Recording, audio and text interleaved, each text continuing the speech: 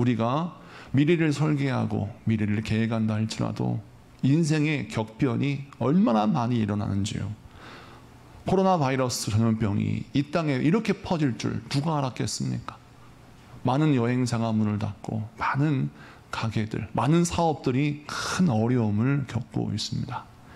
이 어려움의 시기, 나의 삶을 뭔가 새롭게 하고 싶고 나의 삶을 하나님이 축복하시는 대로 이끌고 가고 싶지만 어떻게 해야 될까? 그 방법을 모를 때가 있습니다. 오늘 본문에 등장하는 바벨론의 포로로 잡혀간 이스라엘 백성들, 그들의 처지도 마찬가지입니다. 하나님께서 이사야의 입술을 통해 또 예레미야나 에스겔 다른 믿음의 선자를 통해서 말씀을 주셨지만 그 말씀을 듣고 항상 이런 생각합니다. 어떻게 해야 하나님 우리가 구원을 받을 수 있습니까? 어떻게 해야 이 상황, 이 환경을 극복할 수 있습니까? 앞이 캄캄합니다 라고 물음을 던질 수 있는 겁니다. 우리도 마찬가지죠. 교회 와서 예배를 드리고 말씀을 들으면 마음 가운데 소망이 생깁니다. 은혜를 부어 내 마음에 평강이 옵니다. 그런데 문제는 우리 삶의 현장에 딱 가면 어떻게? 라고 하는 질문이 우리 앞에 던져졌을 때 해답이 보이지 않으니 답답한 것이죠.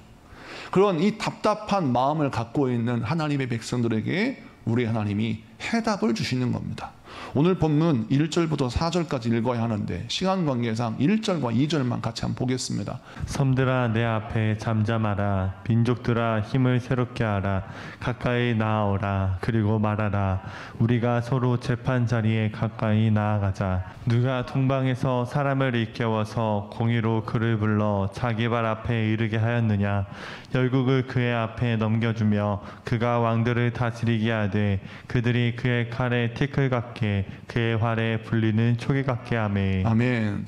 세계의 정세가 바뀌고 국내의 정세가 격변하고 있는 그 시기에 이스라엘 사람들, 포로들은 그러거나 말거나 나는 어차피 불행한 인생을 살고 있으니 내 인생은 미래가 없어 라고 좌절하고 있는 그들에게 우리 하나님이 말씀하시는 겁니다. 야 이스라엘 백성들아, 너희들 왜 모르니?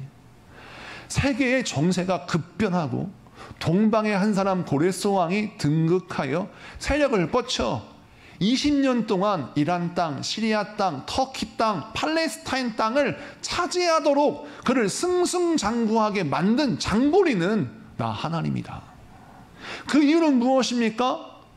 바벨론의 포로로 잡혀간 이스라엘 백성들을 돕기 위함이라는 거예요. 이 말씀인즉슨 국제 정세를 움직이시고 세계 정치를 이끄시는 그 흐름의 주인공은 하나님이시라는 거예요. 그러므로 세계가 급변하여 내 인생에 큰 환난과 어려움이 닥치는 것 같지만 두려워하지 말라는 거예요. 이 변화, 이 격동의 시기는 나에게 축복의 기회라는 겁니다. 여러분, TV 내셔널 지오그래픽에서 나오는 다큐멘터리에 보면 이 바다 거북의 생태에 대해서 많은 영상들이 나옵니다. 여러분, 특별히 인도양 근처, 인도 근처 바닷가에서 태어나는 이 바다 거북의 이야기가 이 TV에서 나오는데, 거북이 모래에서 지금 막 깨어나서 나오는 장면인데요. 어미 거북이 땅에서 약 30cm에 이르는 모래 밑에 알을 낳고, 알이 깨어나 바다 거북 아기가 모래 위로 나오려면 3일이나 4일 동안 죽을 힘을 다해 30cm의 모래의 벽을 뚫어야 하는 겁니다. 새끼 거북이는 이때 자신의 힘의 30%를 다 쓴대요. 이제 온 힘을 다해 바다로 나가야 합니다. 그런데 그 모래사장에는 뭐가 기다리고 있냐면 이 갈매기 떼가 기다리고 있어요.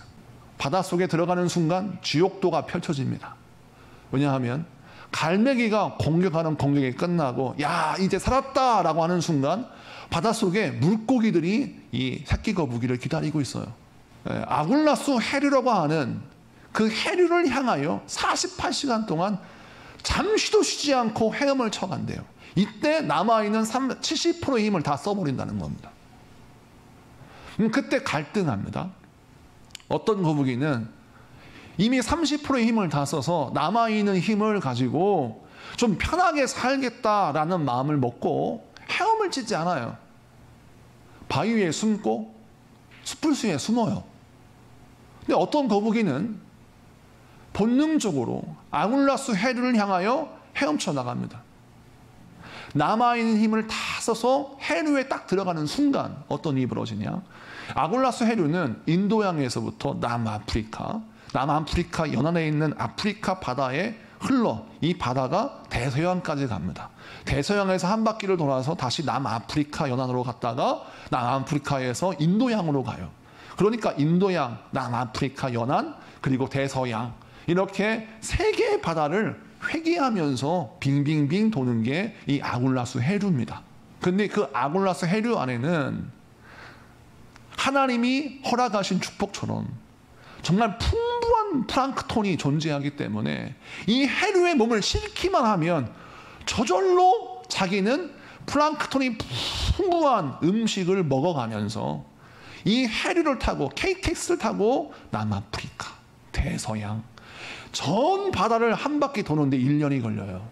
그런데 1년 동안 해를 타고 편안히 누워서 먹고 자고 하면서 몸이 커지는데 1년이 지나면 인도양 근처로 딱 오면 이 새끼 거북이가 큰 거북이가 되어 있는 겁니다.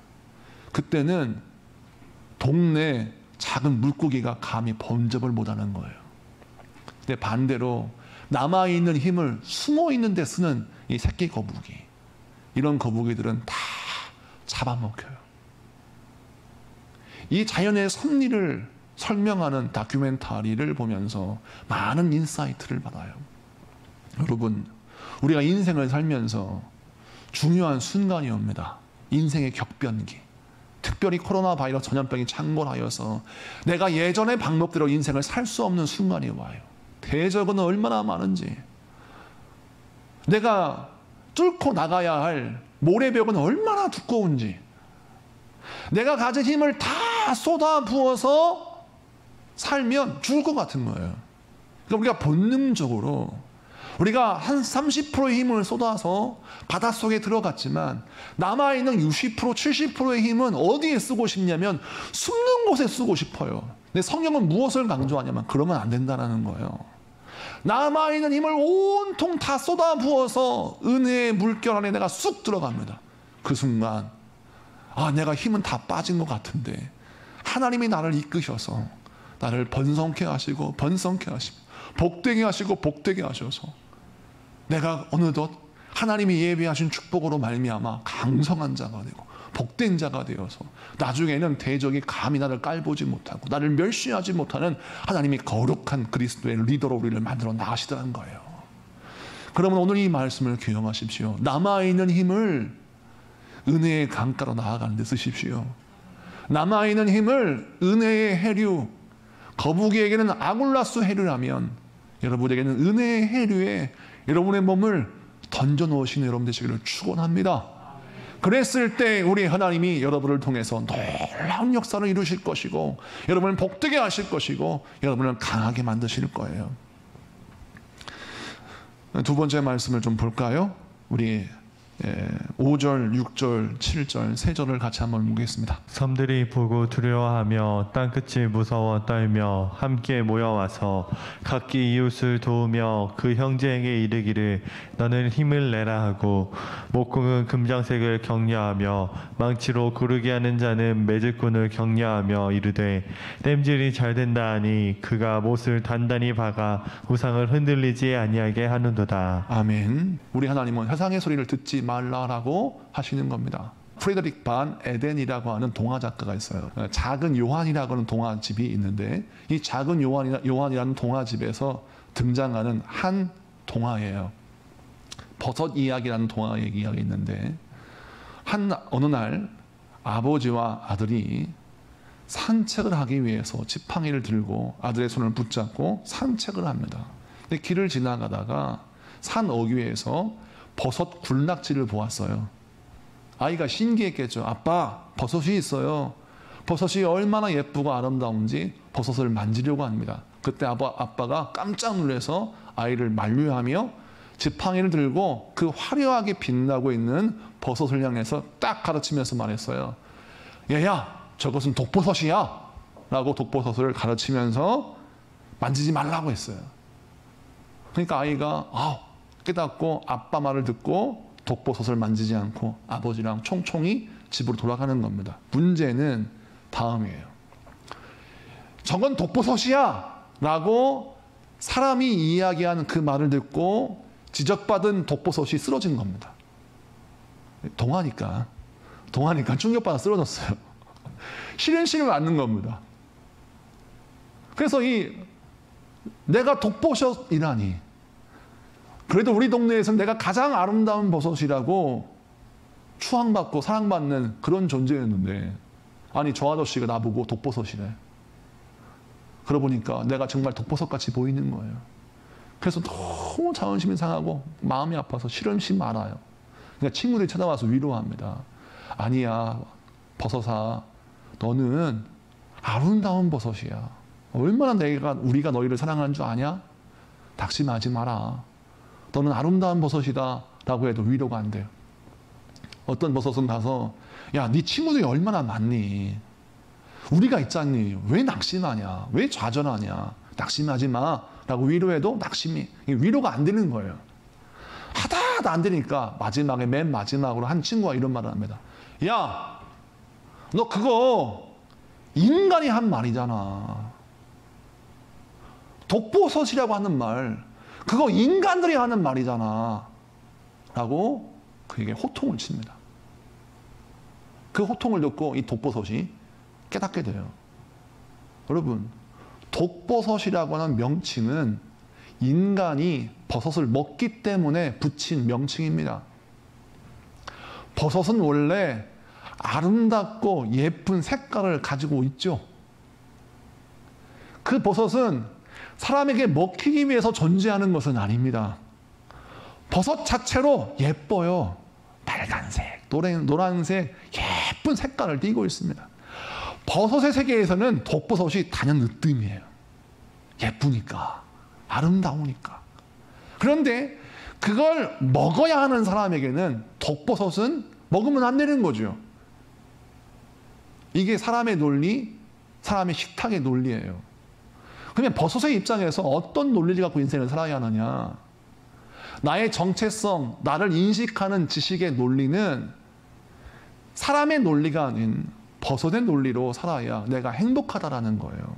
디모데후서 2장 20절 21절 같이 한번 읽어보겠습니다. 시작. 큰 집에는 금그릇과 은그릇뿐 아니라 나무 그릇과 질그릇도 있어 귀하게 쓰는 것도 있고 천하게 쓰는 것도 있나니, 그러므로 누구든지 이런 것에서 자기를 깨끗하게 하며 귀히 쓰는 그릇이 되어 거룩하고 주인의 쓰임에 합당하며 모든 선한 일에 준비함이 되리라. 아멘. 예수님의 시신을 잠시 무덤에 안치해야 하는데, 그때 아리마다 요셉이 자기가 준비한 무덤을 예수님께 드려요.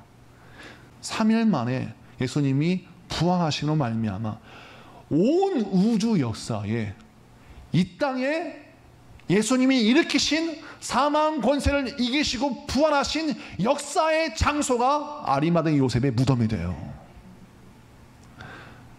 예수님이 그 장소에서 부활하신 이후 아리마대 요셉의 빈 무덤은 기독교 역사상 정말 중요한 귀한 장소가 됩니다. 성지가 돼요.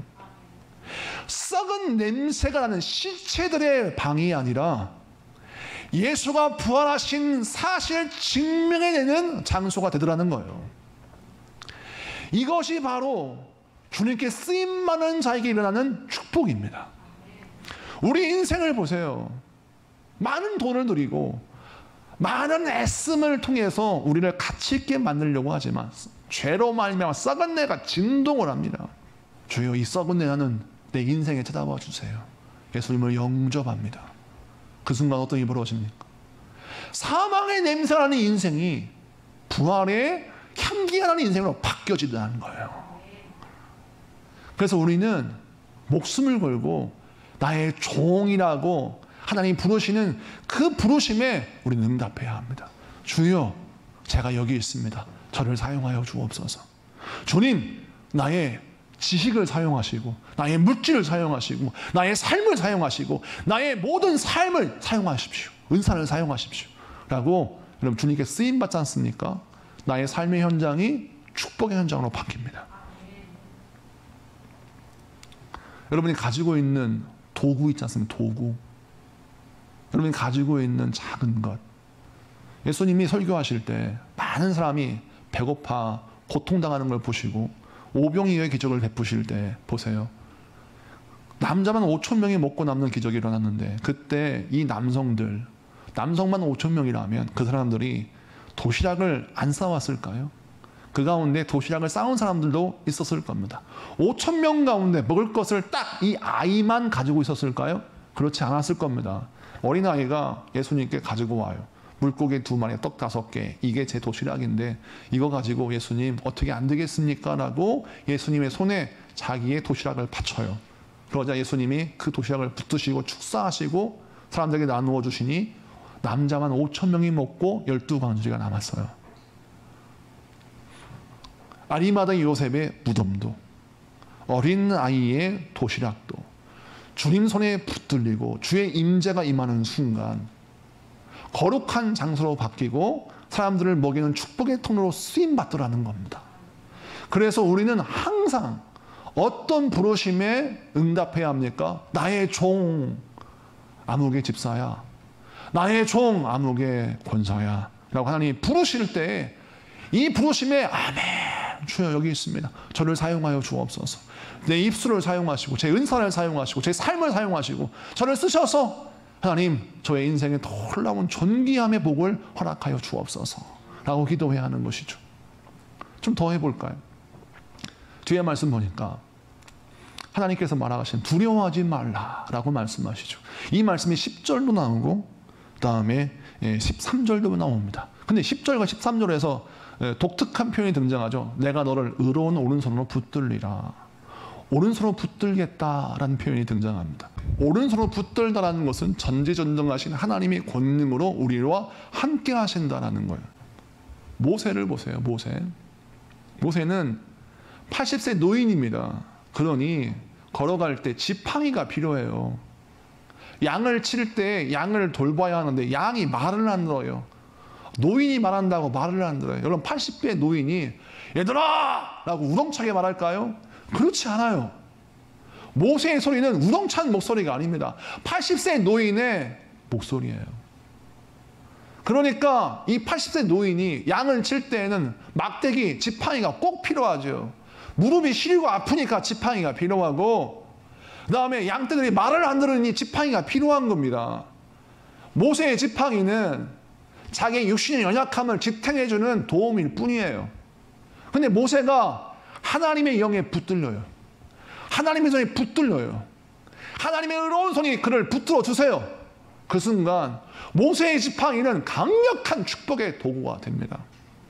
한 번도 이 지팡이를 가지고 바다를 갈라본 적이 없는데 출애굽 14장을 보니까 모세가 지팡이를 들고 홍해를 향하여 손을 딱 내밀었을 때 홍해가 쫙 갈라지는 거예요.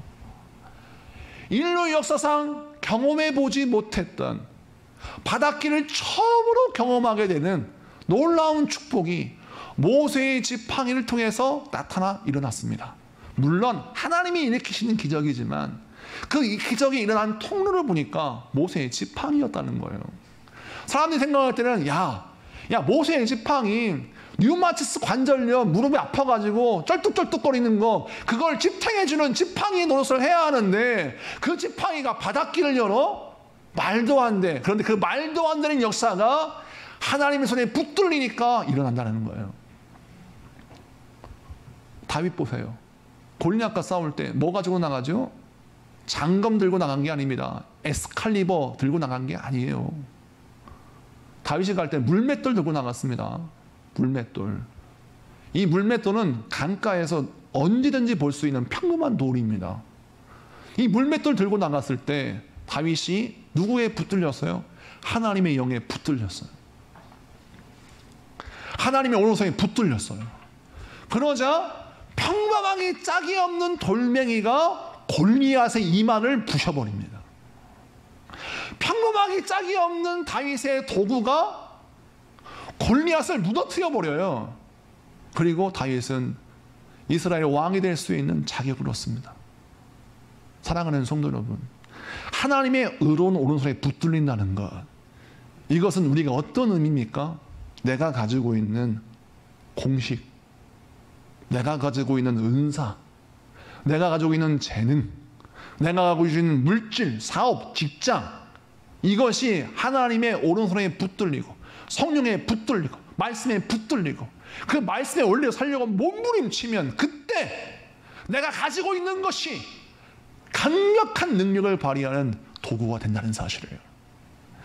이 도구를 가지고는 한 번도 만들어내지 못하는 것을 만들어내요. 평소에 그 지팡이를 가지고는 양떼들이나 돌보는 일로 사용했는데 세상에 이 지팡이가 새로운 시대, 이 시대의 무서운 격변기에 하나님께 존귀하게 쓰임받는 도구가 되더라는 거예요. 바닷길을 열고 사막의 바위를 깨트려 물을 내고 그 지팡이를 들고 기도할 때 막 대적이 무너지는 역사가 일어나요. 그러면 그 지팡이 오늘날 무엇입니까? 예수 그리스도의 이름이에요. 우리 주님이 예수 그리스도의 이름, 그 이름을 우리에게 주셨어요. 그 이름을 붙들고 그 이름을 붙들고 기도합니다. 예수 이름으로 기도해. 하나님, 내가 가진 것이 이것뿐입니다. 내가 가진 것이 이렇게 초라합니다. 그러나 나를 붙들어 주시옵소서. 간절히 기도하죠. 이 기도를 사도행전 2장에 보니까 예수님의 제자리에 했어요. 겁쟁이 베드로가 했어요. 예수님이 고난당하실 때 도망갔던 그 제자들도 같이 했어요. 성령에 붙들립니다. 성령에 붙들리자 그들이 어떤 일이 벌어집니까? 베드로가 설교할 때 그 평범하고 무식한 베드로가 설교할 때 3,000명이 막 회개하고요, 병든 자가 낫고요, 하나님의 불같은 역사가 일어납니다. 많은 사람이 착각합니다. 자기가 공부한 그 알량한 지식을 가지고 나의 지식을 자랑할 뿐 어떠한 능력도 일으킬 수 없는 그런 알량한 지식이 전부인 줄 알아요. 하나님의 손에 붙들려야 합니다. 그러면 우리가 어떻게 이것을 이룰 수 있을까요? 기도로 나오는 겁니다. 하나님, 내가 가진 능력이라는 게 이 모양 이 꼴입니다. 이거밖에 안 돼요.